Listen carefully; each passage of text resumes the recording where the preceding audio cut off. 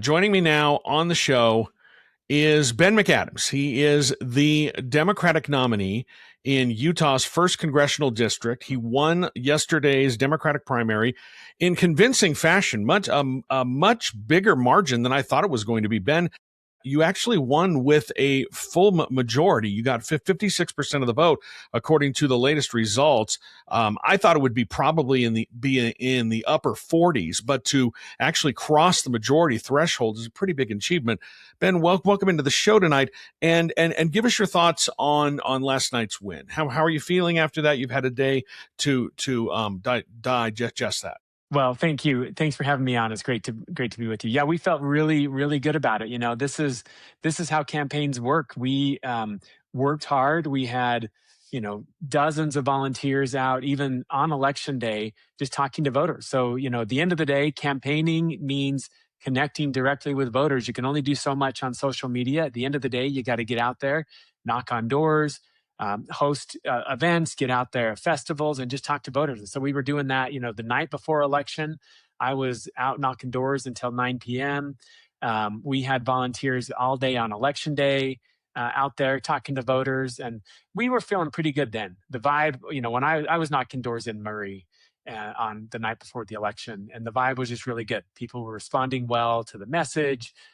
They had, it was clear that we had done the work, built the foundation, and it was just a matter of bringing it home. One of the things that really struck me last night is there was a backlash from voters, mostly over the data center. We saw Stuart Adams lose his position, and I think the big reason of that is he became the face of the Stratos data center. We saw the two Box Elder County commissioners who voted to approve that. They also have lost their reelection bids. This was an issue in your campaign a little bit, but it didn't seem to have as much traction as it did in those races. Do you think that that's because it wasn't exactly the same issue? You came under fire for having some financial interests in some data center projects, but it wasn't actually, tied to this whole Stratos center.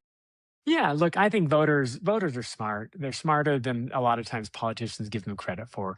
They don't like backroom deals.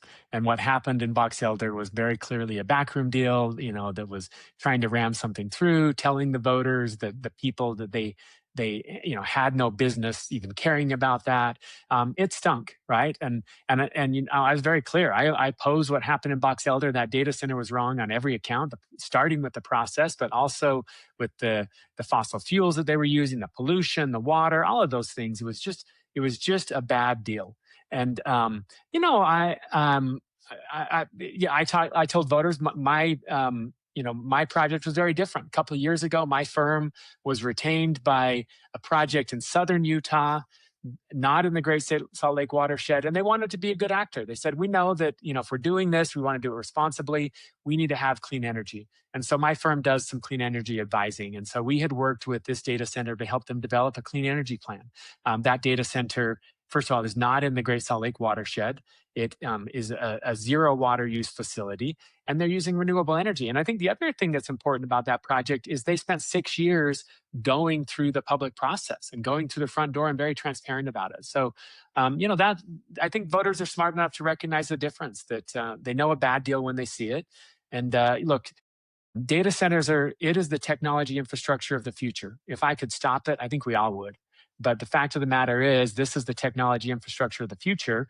Let's make sure that we're stopping the bad actors and we're creating pathways for the good ones to do it the right way. You've been in politics. You've been up on the legislature. You were elected Salt Lake County mayor. When you see a politician like Stuart Adams, one of the most powerful people in the state, lose his reelection bid, does that put people, your colleagues on notice? Do you think that the other Republicans are going to see that and sort of start treading lightly as they are now going on the ballot in November, now that we're past the primary? Democracy works best if every politician has to fear for their reelection and work hard to earn it. And, that's one of the things about being a Democrat in Utah. You can never take an election for granted. You have to earn it. You have to get out there and talk to voters. You have to listen. But I think our Utah GOP has just gotten fat and lazy. That they have, through gerrymandering and they've really rigged the system so they are completely unaccountable to the voters. And what they're seeing now, the voters are waking up and they're realizing that they are not serving their interest. And so this was a very clear signal that if you don't listen to us, if you don't respond to what we want, we will find ways to hold you accountable. And they held their elected officials accountable at the ballot box. These were Republicans voting out Republicans. And like I said, that's what's healthy for democracy, is that every politician, myself included, should know that you can't insulate yourself from power by rigging the elections and drawing the boundaries. That you have to work for it. You have to get out there and talk to the voters and listen to them and keep your finger on the pulse. And that's what I've always had to do. When you were out on the campaign trail, and this is the last thing I'm going to ask about last night's results, and we can start to look forward to November. But when you're out on the campaign trail, I spoke with a lot of other candidates during this cycle, and they said that one of the things that really struck them is voters are angry. They're angry about the way things are happening. I think we did see this with the Stratos data center. I think one of the things that really hurt Stuart Adams in that is the way that the process went down, more so than the actual issue, the fact that it was just rushed through and done behind closed doors. Is voter anger something that you encountered when you were out on the campaign trail and talking with people trying to convince them to cast a ballot Yeah. for you? Voters are really upset, and they have every right to be. They're waking up to the fact that the system is rigged, that rich and powerful people are running up the tab for their own benefit, and then walking away and leaving the rest of us to pick up the bill. And it's disgusting, and they're waking up to it. They're super angry, and they have every right to be angry. They want a system that works for them, and they know that it doesn't. They're working two jobs and a side hustle, and they're still running up credit card debt and falling behind. And so, of course, voters are angry. I'll tell you something that was different maybe in my race, though. Early on, Brian, we had an interview. I know you interviewed all of the candidates at the time, and you asked, if I was going to participate in the convention process. I had the signatures. I could have just ignored that process, and I decided, this is what elections are about. It's the refiner's fire. You go in, and that process of talking to voters and listening to voters is important. And for that reason, I was committed to going through the convention process.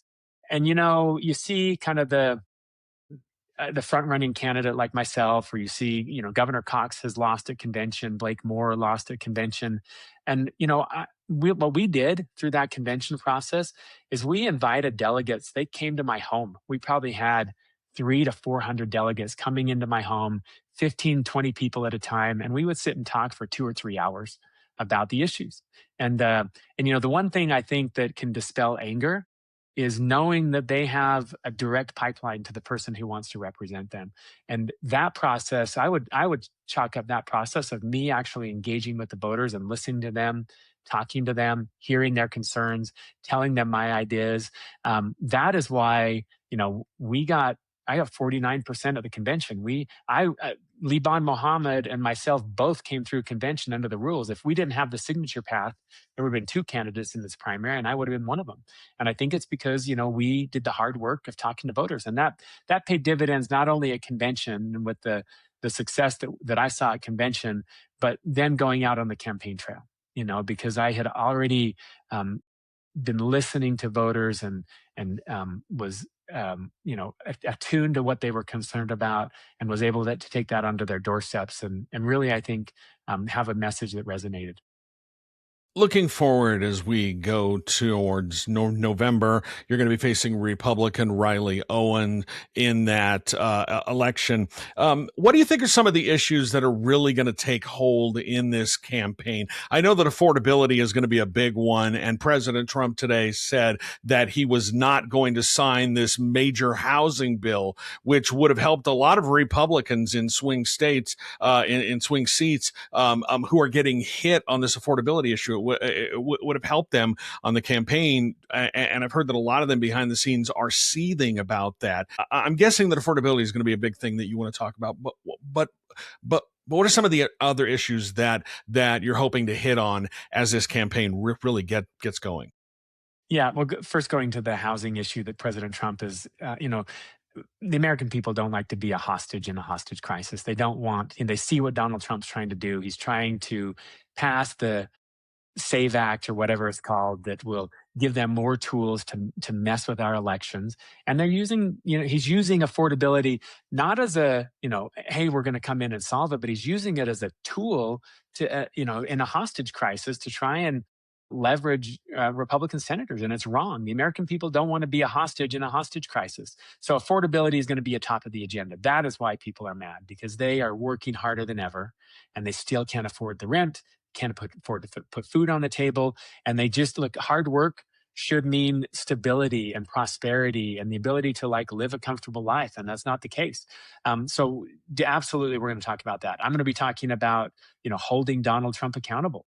He is, dismantling our democracy, and we need Congress to be a separate branch of government that will be a check on his power and get back to the way that the Constitution intended it. That this isn't Republican, Democrat. This is legislative branch and executive branch, and there needs to be a healthy interplay between these branches of government. So being a check on his power.